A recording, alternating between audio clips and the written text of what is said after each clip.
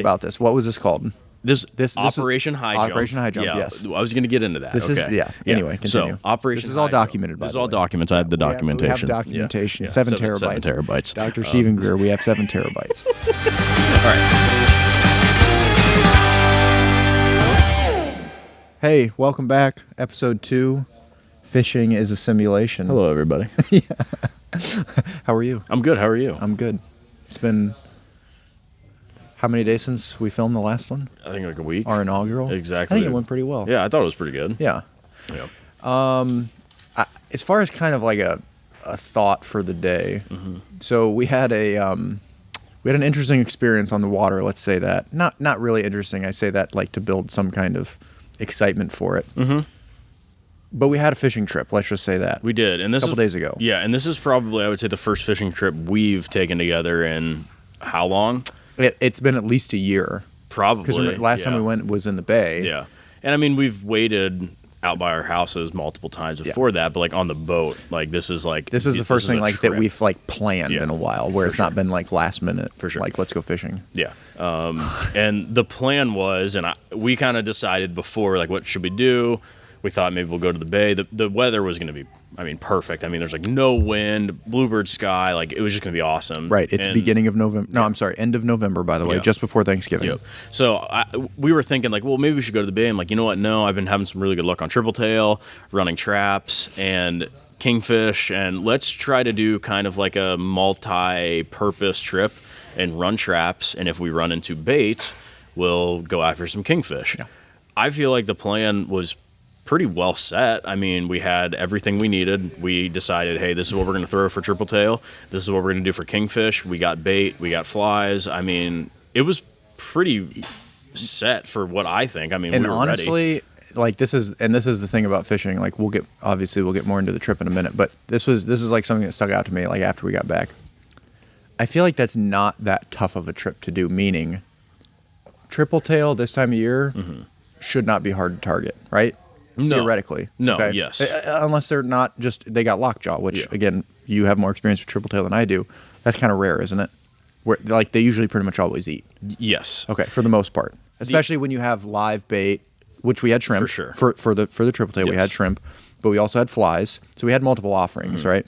Then I feel like, at least my experience in the past, like, kingfish, again, hate me if you want, kingfish are kind of easy to catch. Yeah, they are. At least where we live, fish. Or at least the trips I've always been on where we've targeted them, or even not targeted them. Like, kingfish have been fairly easy to catch for me. Yeah, like pretty good size, 30-pounders and plus. And again, that for me, I would say that's a pretty big fish.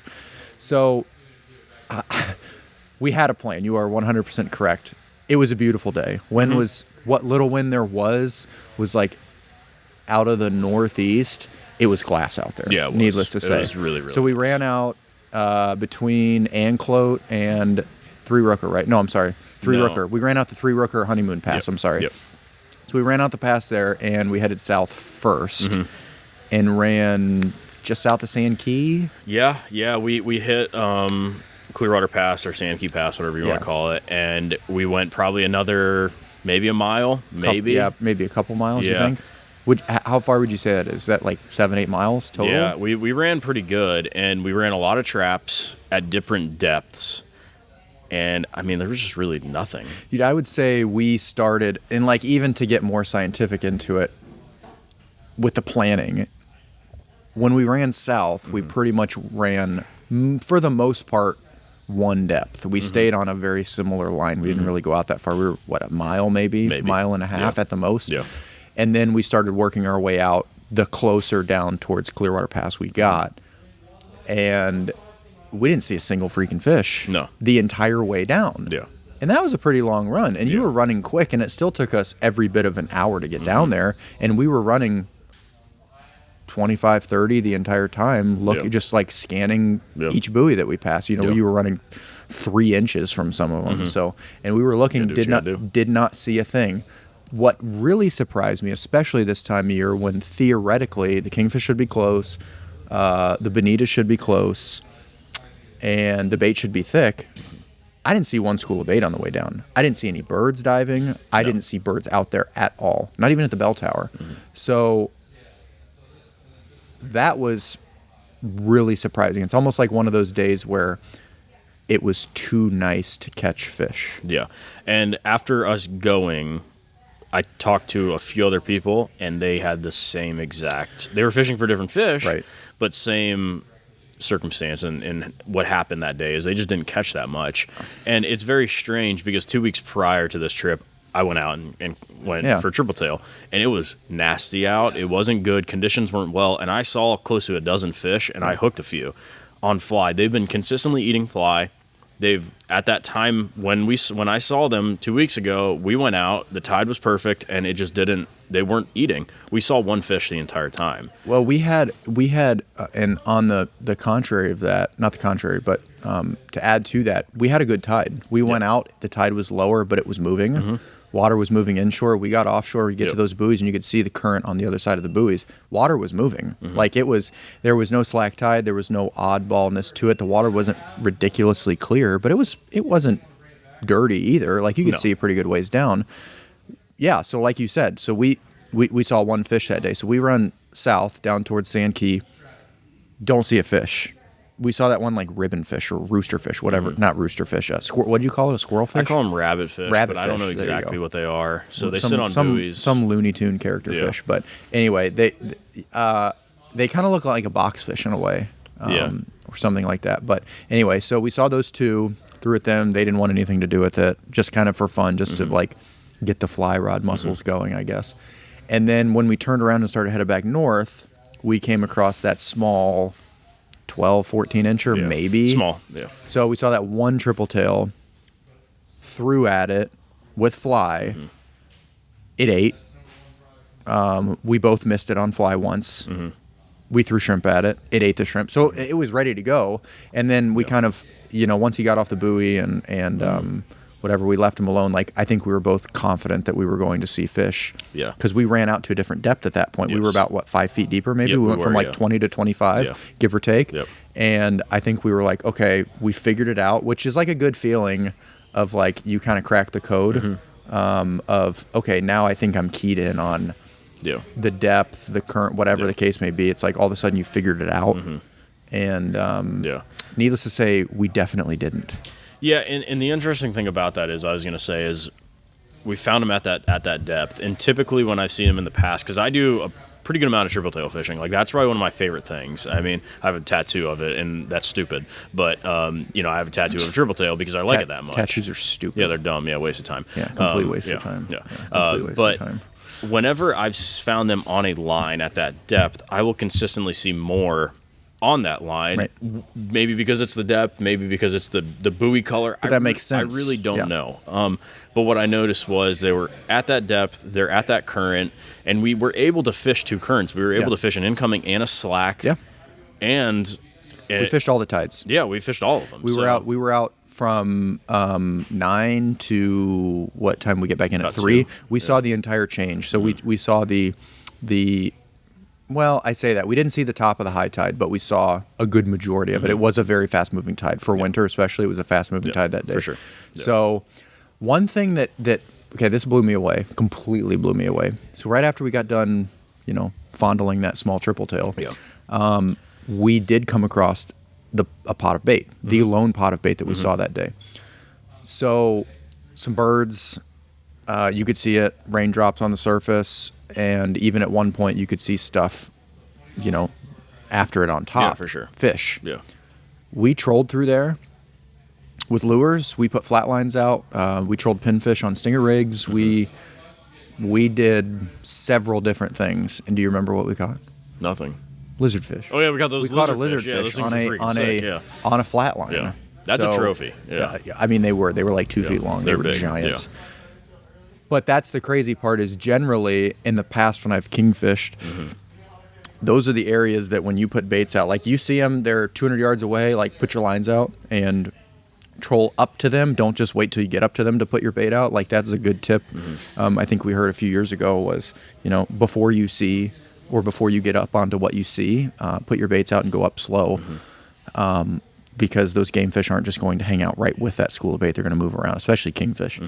Or like wahoo or something like that. But we got up to that school. Nothing. Yeah. Nothing. In fact, we kind of got like -2 if you count those two lizardfish. They kind of count as a negative. By the way, on a total side note with lizardfish, somebody told me that lizardfish is like super good kingfish bait. You said something about that. You've never, yeah, and I said I've never done that. And it may have been like some old Greek dude at the Causeway, like when I was a kid. But at the same time, it's like I think I've heard that from multiple people that like that's like the secret candy. So like, you know, you've got Goggle Eyes down in Boca Grande. That's like the secret tarpon bait down there. Or are those Goggle Eyes? Those big eye things that are like $25 during tarpon season per Goggle Eyes for sailfish. That's like the super secret. But I've used pumpkin seeds for tarpon in Boca Grande. See, I call those squirrelfish. Okay. That's what I call a squirrelfish. Okay. They look like a reef fish or like a fish you'd put in a tank, but they got small teeth on them. No, pumpkin seeds are those ones where they're like super like round and shiny, and they're like super weird looking. Not a spot tail. No, spots are different. Yeah. Same shape though? Kind of, yeah. Okay, yeah, because spot tails have a different shape to me than like a pinfish does per se, but like they blend in with the pinfish really well. Yep. But anyway, so we just didn't do anything, and I figured we would at least hook up to a small king, a big Spanish, something like that on the way through there. Yeah. Not a darn thing. And then we just kept running north. Mm-hmm. Yeah, it was very interesting. And the other thing about I'll hit the trip back to the triple tail first, and then I'll go to the kingfish. So the triple tail, I've noticed the one thing we saw about that fish was when we pulled up to it, the color. And I mentioned this to you, and I've seen it a lot with the triple tail. If they're a dark brown color, it's almost like they're not agitated and they're very comfortable, and they're willing to eat. And that dark brown might turn to like almost like a white. And they get like blotchy, don't they? Yeah, but once they have that, like, I've noticed, and this is maybe just me, but whenever they've changed to that like yellowish blotchy color, they won't eat. It's like they're completely turned off to it. They don't want anything to do with it, and it's just strange. Whereas those dark brown ones, if you can find them like that, they'll eat almost every single time. And that one definitely wanted to eat. I mean, he was hungry. He played along. He was just not. He just didn't want to commit to the fly. Like he was just kind of nipping at it or something. One thing that I'm not used to, and I don't know of like hardly any other fish that's like this. That's I think you could consider a true game fish species, and I would throw triple tail into that true game fish species. You know, you miss a trout, you miss a redfish, they ain't coming back. In fact, they're gonna spook. They're gonna be gone. Yeah. Triple tail, like you can literally hook them. Like I know we were using a hook that was too big on that live bait rig with that shrimp. It ate that shrimp like 10 times, and it like we pulled on it. Yeah. So like we popped him off or something at least once, and that fish just stayed right there on the surface and kept eating. That is, I'm trying to think. There's one other fish that like does that that will do that, but I think it's a freshwater type fish, like it's a bass or it's a something that I can't think of it right now. Do mud fins or like those bowfish. Those. Like do that. You could hook those. But I don't know like if you could. times. But I don't know if you could like sprinkle that into a game fish category. No, it's like a I'm trash talking like a fish. true like something people target. Oh like, yeah. There are people that target mudfish, but they don't shop here. Let's just say that. I'm out. I'm out. Walmart's their type. I don't like those things. No, me either. I'm out. Yeah, no, and I think that's because of what the triple tail is. It's supposed to like act like a piece of anything floating in the ocean or the Gulf, and like they're just made to like their whole idea in life is to how can I look like a piece of wood so something doesn't eat me. Yeah. So that's probably why they do it, you know, so they can not. I think you're giving them too much credit. Maybe they're just idiots. Probably. Yeah. Probably. I just like to catch them. So they are fish. Yeah. But then, back to the kingfish, too. After we attempted to catch a triple tail and did the kingfish stuff and was trolling, I could see, when you're offshore, you can kind of see, like, those weird, like, almost slashes in the water where there's something going on behind your baits. I could see that. So there was fish out there. For whatever reason, they didn't want to commit. And we were using light leaders. I mean, I use really light single strand wire and small hooks because I know that if I do that, like I'm going to have more hookups. That's one thing I notice about your stinger rigs versus mine. We both tie our own stinger rigs. You used, do you know what size treble that is? That's a 4. So a size 4. Yeah. Or in 6s sometimes. I know. I'm used to like a size 2, which would be like more like a standard treble that you would get on, let's say like a Yozuri pencil. Maybe not quite that big, but in between something that you can noticeably see, like, that looks really small. Yeah. So, like, in other words, it looks like a normal treble hook. Yeah. That's what I'm always used to using. So I noticed that about your rig is we both use a short shank single hook on for the leading hook that goes through the nose or the mouth, depending on where you hook them. And then the way you hook them and B, the size of hook you use a small hook and you dig 2 barbs literally into the side of the body, whereas I'm like, I hook 1 hook through the back behind its dorsal fin, and that's the way I run it. I just make sure that there's no slack in it. That's like my only secret to it. And you hook them in the side, and I actually think we ran into a lot of grass the further north we went. We had no grass south, and then as soon as I felt like started hitting some of that Swiss cheese and harder bottom that you get the further north you go, out towards Anclote, the more grass we got. Yeah. We didn't pick up any grass on trolling at all. No, we didn't. Yeah, and that was kind of nice. So even when we were there in that thick stuff, when we started bottom fishing and we had that flat line out, we didn't pick up anything. Yeah. So I don't know if it was your hooks, like the way you had them hooked, or not. It was just maybe that's just kind of how I was taught. And that's what I attributed it to, at least. I mean, it sounds nice for sure. The only reason why I do that is because that's how I was taught. You know, I mean, that's I think how we all do it. I mean, I use the wire that I use is like the most I'll use is 38 pounds. Yeah. Which is very light. And actually it's funny because some kids came in last week for King of the Beach and they're like, I need like 70-pound wire. I'm like, certainly not. No. And they're like, why? I'm like, this is why, because those kingfish, if they're anything, they're stupid. Yeah. But if they're anything, they can see that shine from, and I've seen them with gaffs. I've seen them offshore. Like literally, I'll get ready to hook, like gaff a kingfish, and they'll see the glint from the hook and go off a little bit. They can see that shine for some reason. So and you use like a dark black chrome hook that like has almost no reflection. On my gaffs, they're just silver. No, not on your gaffs. I mean on your. Yeah, I use Aki hooks. Yeah, I use the Owner Akis. They're 1/0s, and then my trebles are the VMCs, which are black too. Yeah. And I think it does work. I really do think that there is something to that helps. You mentioned the thickness of the wire. So obviously, with it being kingfish season, we just had the fall King of the Beach tournament a couple weeks ago, two weeks ago, not even 2 weeks ago yet. Yeah. So we had a lot of people coming in, getting last minute plugs, wire, stinger rigs, pre-made, stuff like that. Yeah. That was another thing that I noticed a lot of was the over poundage on the wiring. So I think a common misconception, and this goes for like braided line as well, and maybe you can sprinkle mono into this, what it's rated for. So say take 38-pound wire like you use as an example. I've always had the same thought as you of the lighter the better that you can get away with. So just because if you're going to fish in 6 inches of water for redfish with a spinning reel and it's clear, don't use 30-pound leader. No. Don't use 25-pound leader. Yeah. You try 15. Yeah. And use 20 at the most. But if you're not catching fish, you're probably using too big a gear. Yeah. In some way or another, they're going to see it. Fluorocarbon might be invisible, but it's still not fully invisible. Remember, fish can see underwater a lot better than we can. So that was one thing. The break strength on, and again, take this for braid, take it for fluoro, mono, and wire. They measure the break strength in a controlled atmosphere. The water is not a controlled atmosphere. So just because it's rated at 38 pounds doesn't mean it's going to break at 38 pounds every time. The break strength might be 30 pounds on 20-pound braid, but they rate it for 20 anyway. It's the same with the wire. So don't think that you can't catch a 50-plus pound fish on 38-pound wire. Yeah. Because it may not put what needs to be put on that line to break it. Yeah. Yeah, I mean, and that goes back to like, and this is a little bit different, but kind of the same. Like when I'm grouper fishing, like if you were to ask anybody grouper fishing, like what pound leader they would use, typically I would guess like 80. Yeah, I would guess at least 50 plus. At least 50. I use 40. Yeah. I use 40-pound fluoro because my hookup ratio is higher. Yeah. If I hook more fish, I'm going to catch more fish. But it's funny you say that even because when we got to, once we changed up our process and we went and we hit some, you have a bunch of numbers that are, especially there off of Anclote, that are shallow water grouper spots. Yeah. So we stopped just to have some fun. Theoretically, we caught fish. Theoretically, if we would have spent more time doing that and grouper was still in season, we probably would have caught some keepers for sure. Yeah.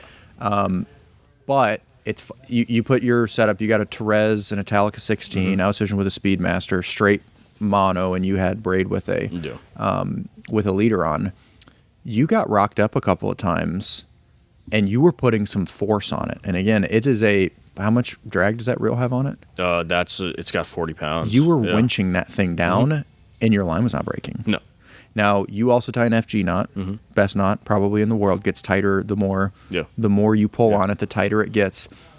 When you were busting off, were you busting off at the knot above the braid, or were you busting off at the leader? Typically, like my line was pretty chafed. I mean, like I pulled it up and like literally almost like 10 feet up the leader was chafed. Yeah, you use a long leader too for grouper, which yes. I like that. A fairly long leader. I use a long leader for almost everything now, but grouper especially. And it was more like shearing. Like it was just after like wear and tear, like it was breaking off. But I wouldn't say it was the knot that was breaking. No. But needless to say, like you were putting a lot of pressure on. A couple of times you definitely got rocked up from fish because I had dropped in the same spots that you had been in, and I did not get caught on rocks. So there was no doubt you had to have been eaten and taken into a rock somewhere. Sure. You were not breaking with 40-pound leader. No. And that one gag that we did land that was, for the sake of the episode, let's say it was a keeper. Yeah. There was definitely more than that out there. For sure. And you probably broke off on those two. Just from the sake. In fact, the first time I think you got rocked, you didn't even break off. I think you got it off. Yeah, I did. Yeah. So needless to say, I think that's a good piece of advice. Is just because you use 40-pound leader doesn't mean it takes exactly 40 pounds. It may be 45. It may be 50. You can put some pressure on that fish, and if you break it, like. I think back, we have this thing that we tied around the table. I think they use it mostly to test the drags on reels, the poundage. Yeah. What's that thing? So it's a scale for fly rods to show how much pressure you're putting on. You're actually putting on a fish, but I think the same can be equated just for the pure amount of pressure because it doesn't know if it's a fly rod or not. The scale is just a thing. You could pull on that thing super hard, and you would be like, if you had to guess, like without really knowing much about it, how much pressure? Oh, I think I'm putting 100 pounds of pressure. You're putting like 20 pounds of pressure on something. Yeah. So the way that the poundage equates to what you're actually pulling on feels like it's more than it actually is. Yeah, and it's just because of physics. It's just because of the way the rod is designed. It's because of the length of it and how much is being dispersed over the actual amount. The amount of leader you use has to do with it. So, and where you tie it off to. Are you using a swivel? Are you using a line-to-line knot? What knot are you using? That all has to do with it. So, but anyway, I think that's a really good piece of advice. Use lighter than maybe you think or that you were taught, and see what happens. Yeah, I mean, I've noticed a huge difference when I moved back here from the Army in 2019 and really like committed time in talking to people about fishing. Their biggest thing that I heard, and this was like from commercial guys, captains, they said use lighter leader than you think. Yeah. And that's where I came up with that, and I noticed immediately that I was hooking up more fish and catching more fish. I mean, my biggest grouper was 35 pounds, and I mean it was on 40-pound fluoro. I remember that picture. You were wearing your like white Grundens or something. Yeah, I mean, gross. But like that, wash those things. That fish should not have been caught on that leader in most people's minds, in most people's opinions. But I did, and I caught it, and it was real. Yeah. Now, I think maybe if you're fishing the middle grounds, like in like 100 or 200 feet. Drop down with 100-pound, it's a different ball game. Mono, because you're going to get something that's a lot bigger than that grouper for sure. I'm not saying use 40-pound out there. Well, chances are you could lighten it up a little bit. So, I've never dove 180 feet. Definitely not in the Gulf. But I have dove. I've been like $120 before on the Pacific side of Costa Rica. I could see pretty well. When you get way out, way deep. Who knows what those fish can actually see or not? Yeah, they're probably going to hunt mostly by scent and not as much by sight. So like some of the big deep drop rigs that we carry, the R&R stuff with the glow on it, it's glowing just for the sake of them being able to pick out this small thing under there. It's not like they're not going to come up to it with a magnifying glass. Like again, I'm not a scientist, but I don't know anything that can see perfectly that good in pitch black. I don't think there's anything in the animal kingdom. I'm not a scientist. The vampire fish or the vampire fish or the angler fish. They're actually really small. Did you know that? Angler fish are like that's upsetting. They're like teeny tiny. That's they look upsetting. giant and they're like something out of your fears. There's all kinds of species. With all these species, what are you going to do with the feces? Yeah. That guy that's talking is a fish tank nerd. Yeah. I don't even want to know like what he has invested in his fish tank setup. But it's sick. Yeah, $300. Yeah, right.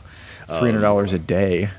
Yeah, no. But anyway, I think to your point, I think once you get into that deeper water, we were fishing no more at the deepest spot. We were 24 and a half feet. Yeah, it wasn't deep at all. Like 2 swimming pools deep. That's it, type of thing, or 2.5. So it was not deep. That matters far more Again, sure. for the average guy with a single engine boat, Yeah.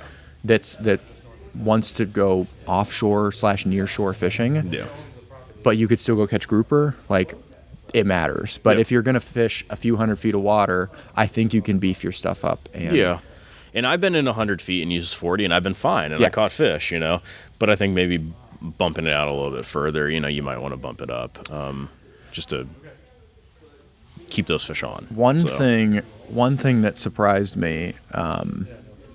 So I haven't been out on a boat. I take that back. I fished Anclo, the backside, inshore, and back in the river, and the water temp was like 75. And that was 2 weeks ago tomorrow. Yeah. We went out yesterday, 2 days ago, and when we were on the intercoastal side before we got out the pass, the water was like 69.9. So yeah, 69. Yeah. But the water was like 5 degrees colder. By the time we actually got out to the open water, it was probably up to close to 71. Never got hotter than 72. Mm-hmm. It hasn't been that cold here. Yeah. We've had like one Florida cold snap where it was like in the 50s, but it's been back up into the heat index close to 90, if not in the 90s for like pretty much the entire time. Yeah, it's been cooler at night, of course, but bit. not to have 70-degree water. Mm-hmm. That being said, I know currents have to do with it and stuff, winter currents and things that are passing up.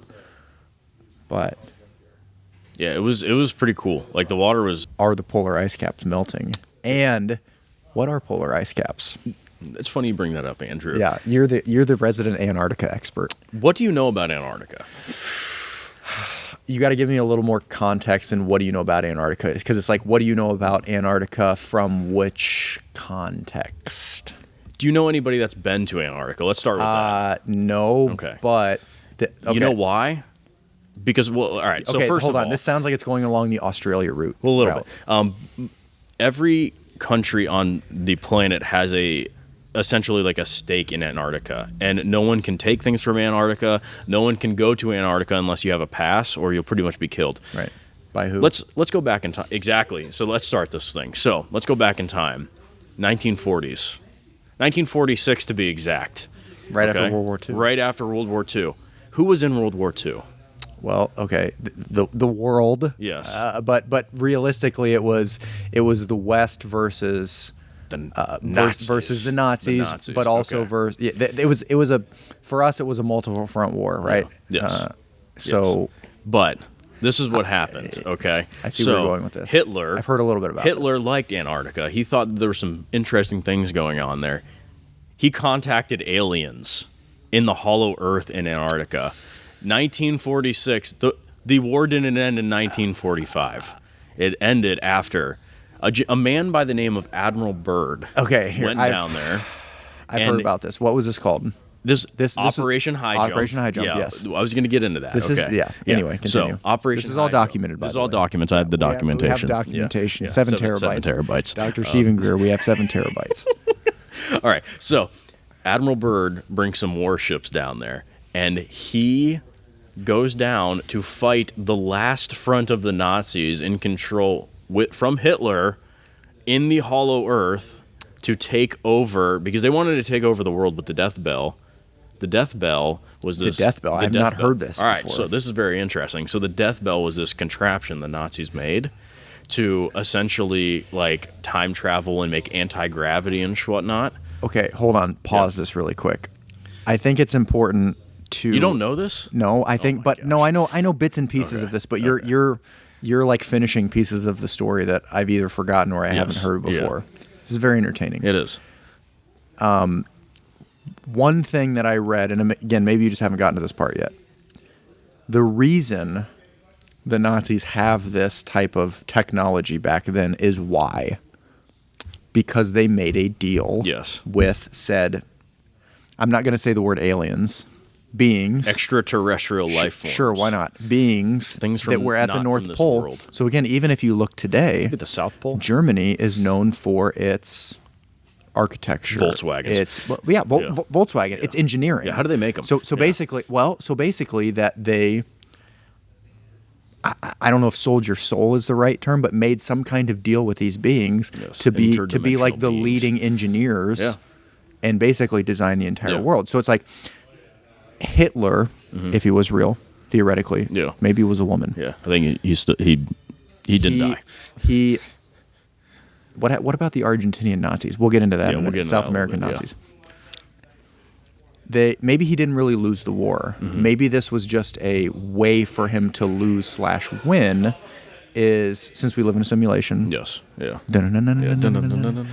Maybe this was all by design. Yeah. And what was known as Hitler had to die to then become what Zimmerland is now today. It's possible, yeah. It's possible. But all I know is after all this stuff went down with Operation High Jump, Admiral Byrd came back. And they essentially gave him and his men like a whole bunch of medals and everything. Didn't say what the medals were about. They got all of these like Medal of Honors and everything, and then just shut it down like nothing happened. And then he killed himself. And because of all this, like he had a burden on his heart that he couldn't talk about, and his son was all jacked up from it and everything. So there's something weird going down in Antarctica. Is all I'm saying. See, the most interesting, mysterious part of this is not what we just all talked about, the crazy stuff with it. It's like the factual part of this is that mission actually happened. That is documented by the United States government. They went down to Antarctica for something. And again, knowing that it did happen, Something was Nazis. not necessarily what happened, but knowing that it did happen. That's the most mysterious part to me, because it's like, don't get me wrong, our government is really good at using money towards stuff that doesn't matter, right? Like their jets, Joe Biden's ice cream habit, AOC's feet pics, and different things like that. An island owned by a gentleman by the name of Jeff Epstein. He cloned himself. Yeah, that's for another episode, though. So the interesting part to me, though, is that part of it is documented. That the government admits that did happen. Why did we do a mission right after the biggest war, after theoretically our resources are close to depleted or it's not all the way pulled back to the U.S. yet? Why would we invest that kind of money in sending our Navy to Antarctica? For what reason? I think because again, it's fun to talk about the conspiracy that Hitler was there and he made a deal with aliens, and that's why the Germans are the best engineers in the world, because they're really using extraterrestrial technology to make things. What's going on in Antarctica right now? Well, that's the thing, and so let's think about it. So they're talking about climate change, global warming, and all this stuff. We can't go to Antarctica. Like the fact that we can't go Newsflash, there, it happens every 11,000 years, give or take, depending on how long this world's been here. Personally, I think that there's something going on, because Antarctica just isn't like a sheet of ice. Like it's mountainous. Like there's volcanoes there. There's mountains. They found pyramids there. They found pyramids. I think there's things going on inside Antarctica. I think that there's like a Hollow Earth thing going on. Hollow Earth, but okay. When you say Hollow Earth, do you mean like Lord of the Rings Hollow Earth, or do you mean like freaking government? dinosaurs down there? Oh, you're freaking me. Yeah, out there's now. think about it though. Well, there are mammoths in Siberia. That's true, because they're bringing them back and they bred them. Yeah. The DNA from that dude's place in Alaska, and they're taking that DNA that they still found. That's because when that stuff gets frozen in the permafrost, like it's like mummification. So like you can literally like cut meat off of these things that died. Again, whoever does this dating, I don't know if it's true, but what they say millions of years ago, you can still get like meat off of this stuff because it just literally freezes in time, still good. So they made the mammoth, and they're doing this test thing in Siberia, and that was on the Joe Rogan show. Like that, he talked to that dude about that. So there's another guy though. Are you familiar with the Sean Ryan show? Yes, I am. Okay. So he had a guy on that was supposedly, and again, there's cracks in this story too that I'm just like, some of this doesn't make sense because of who you are, not Sean Ryan, but the guy that he had on, but because of what your job is and who you are. So either he's lying about what happened, or he's lying about who he is. That I don't know. But this guy was supposedly some kind of janitor / handyman at this base. That's a world shared base, right? Okay, because part of the deal with Antarctica with the world was there was going to be basically no militarily more heavily controlled area from one country than another, basically, right? And I think that was mainly after World War II, when China started becoming the superpower that they are, that kind of all happened after World War II. Germany couldn't do it. They were in the phases of completely redoing everything. Japan was pretty much not there. Yeah. And so basically the only thing that was left was, and again, even Europe, like Europe was like flattened. They had to rebuild. We didn't have to do any of that. Yeah. And China didn't have to do any of that either. Yeah. It didn't touch them. Yeah. So I think we kind of made that deal with China of like, we were like Mexican standoff. Like, Yeah. we won't build anything if you don't build anything, if you won't build anything, if he won't build anything. And they were like, shui shui, you know, or whatever. Yeah, Hui. like, hui. And supposedly there's no military installations down there. However, this guy that was on that other podcast, Sean Ryan Show, claimed to be some type of handyman slash, I don't know if you can call like a guy that works at Antarctica like a janitor slash handyman. Like he was an engineer that was down there but could basically fix anything that broke on their equipment. So realistically, they say they have like telescopes and it's a science center, and that all these scientists from all over the world go there and study different things, and you know, shoot polar bears probably or whatever, study the polar bears, and then make you donate to them on TV with the sad music in the background with the dogs, you know, ASPCA, yeah, the arms of the angel, yeah. It used to make me cry, and now I don't really care about animals. So this guy was saying that he basically had a key because he was like a handyman down there per se. He had a key to like everything down there. What are those things that are embedded in the ice? What are those called? I can't remember. They have certain ones in certain areas. They're like some kind of frequency thing that they have embedded in the ice, like an antenna almost. Yeah, it's like little like antenna things that they put in the ice. But they don't look like a traditional antenna like on your car. It's like a ball. Yeah, it's like a circle thing. And he says they're not very big. But this guy equates them as it's some kind of weapon that who knows who has control over it, and it causes massive weather systems to form or different things. So like Christchurch, New Zealand. Have you heard about this? I've heard, yes. Okay, a little bit. So there was an earthquake in Christchurch, New Zealand, and killed a bunch of people, and it was catastrophic.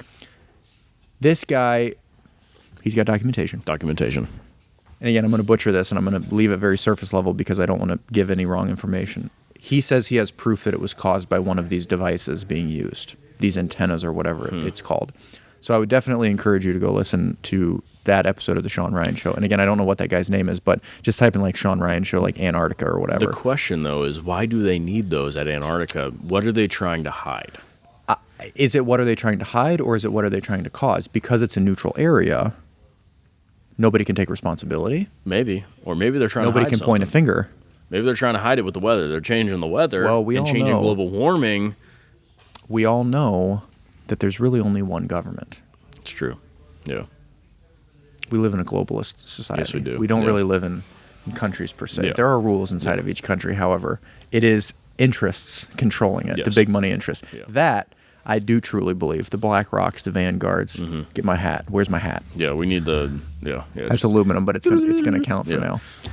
That I truly believe, not by like secret society and this and that, whatever, but purely by funding and saying, I will put you in charge, or I will help you get in charge if you accomplish what I want you to accomplish. That I truly believe happens with everybody but one guy, but that'll stay off the table for now. So, that being said, since there's this globalist government, let's assume that that's correct, controlling this weapon, whatever you want to call it. Why? I know why. Why? Why do you think? I'm curious to hear what you say. I think they're hiding something in Antarctica. I think they're hiding the whole Earth. No, they want to control us, of course, but I think that they got things down there that we don't need to know about, and they don't want us to know about. So okay, wait. Let me push back on that. Okay. We need to know about it. Eventually, yes. But they don't why think would we you? need to know Yeah, about but it. why would you say that? Right? Would you say that right now we don't need to know about it? No, as a whole society. I would like to know about it. I don't think anything now is going to surprise any of us. Really, realistically. But I think at the end of the day, at this point, at least this is the way I feel about it. Take the conspiracies out of it. I think they're all liars. That I don't know if I would believe it, even if it was the truth. Well, that's the thing. They're It's like- so good at lying, and they've done it for so long. It's like, would I believe them even if they told me the truth? So it's like, you remember that episode? Did you watch Breaking Bad? A little bit. You didn't watch the whole thing? No. Watch the last episode. Oh, dang it. That's it? Yeah. Okay. Well, Yeah. there's this great scene. So you know the whole premise of it, though. Like Walter White, chemistry teacher, gets cancer, starts selling meth to pay for his, then turns into a kingpin. So his brother-in-law, Hank, is a DEA agent. Yep. You know that whole part of it? Yeah. So there's this scene where he's unloading these briefcases full of money out of the back of his car, and Hank surprises him. He's like, hey, let me help you carry it in, blah, blah, blah. And he like doesn't want him to touch it because there's 50 grand in cash in there and it's super heavy. So he finally gives in, and you can see the look on his face. Bryan Cranston, phenomenal actor, by the way. You can see the look on his face. You can see the whole scene. Even if there was no words, you could pretty much guess what they were going to say.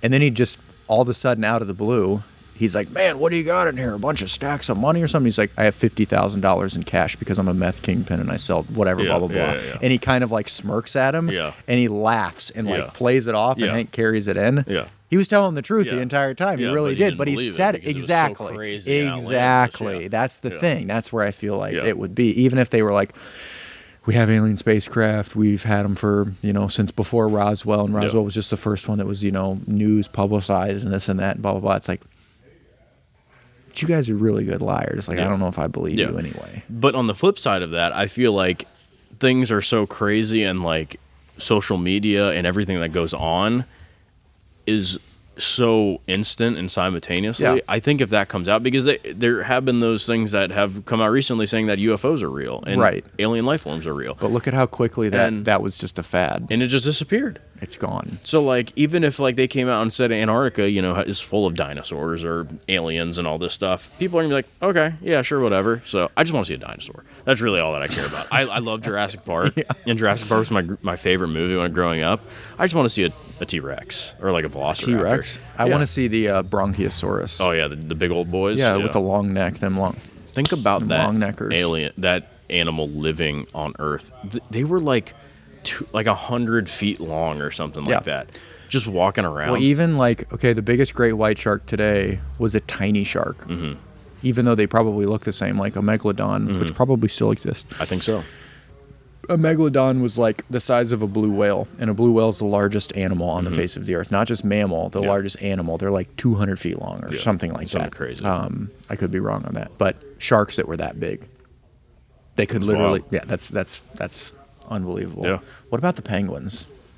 I think the penguins are all drones, and I think that birds aren't real. Well, birds aren't real. Fits into the same. Yeah, so all birds are drones. All birds are drones. Yeah, all birds are drones. I think the penguins are nice and cute. They distract you from what's actually going. They just waddle around. Yeah. What about and polar just bears? Whack, whack, whack. Polar bears. I like polar bears. They're cool. I would say that they're not a drone, but they're possibly like some sort of camouflage, type device, maybe like a robot or a person in. So they're not like real bears? No, yeah. They're there to, distract us as well from the stuff that's going on in the hollow earth. But don't they exist in like Siberia and Russia too? Supposedly. How do we know Russia's real? Yeah, you're right. Yeah, I mean, think about that. I mean, who's Putin? Really, at the end of the day, puppet. Yeah, he's a puppet. They're all puppets. Yeah, but no, I think the penguins are there just to distract us from what's actually going on in Antarctica. So it gives National Geographic something else to film. Exactly. Yeah, they're like, just go over there and look David at the Attenborough penguins. with his nice voice. Yeah, Imagine David Attenborough saying what he saw in Antarctica if they saw all this crazy stuff. I mean, it would be nice. And now. Maybe people would believe him. Elon Musk. Yeah, Elon Musk emerges from. Maybe that's where he really lives. Maybe. Elon. Yeah, you see that picture of him with his shirt off that one time like on the narwhal. yacht? He looked just like a narwhal. That dude was pasty. He's a white guy. Pasty white. Yeah. Well, what else about Antarctica?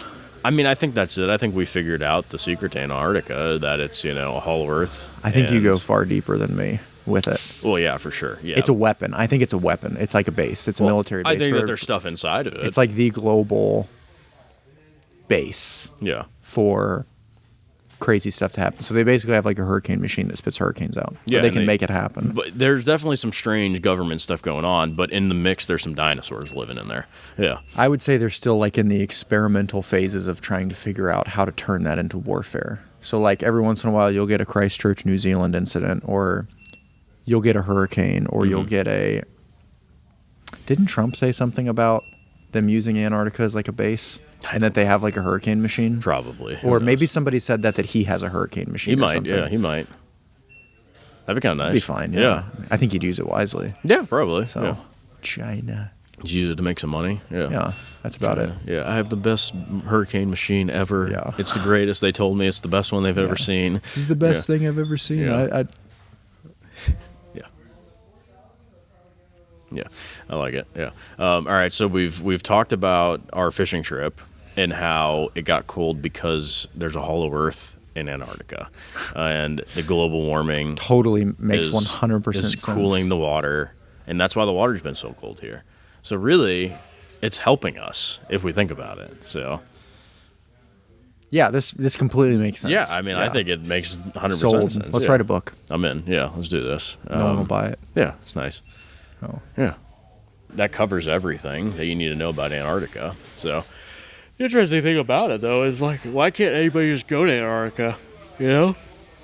You can go to any other Do country. you think they have like a passport stamp for that? You ever had your passport stamped? Mm-hmm. You went to Belize, right? I've Where been else? to Belize, the Bahamas, the Turks and Caicos.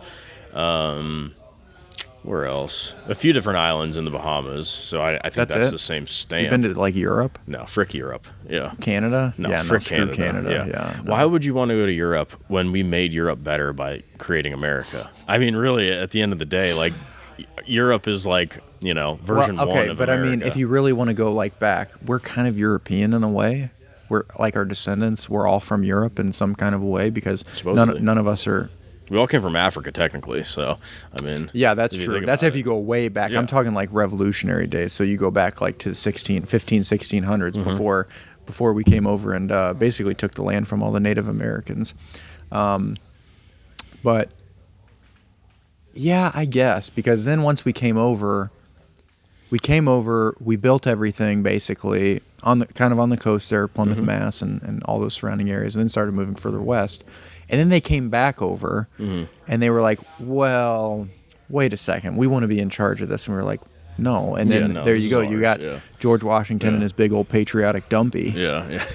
big old It's a freaking horse teeth that going big on. old Yeah. that big old freaking that cousin Humper looking wooden teeth, guerrilla warfare. They weren't wooden teeth, they were apparently horse had teeth. red hair. Yeah, he was redheaded. You didn't know What? that? No, Yeah. because every painting I've ever seen of him had white hair. Because and they he- wore freaking wigs.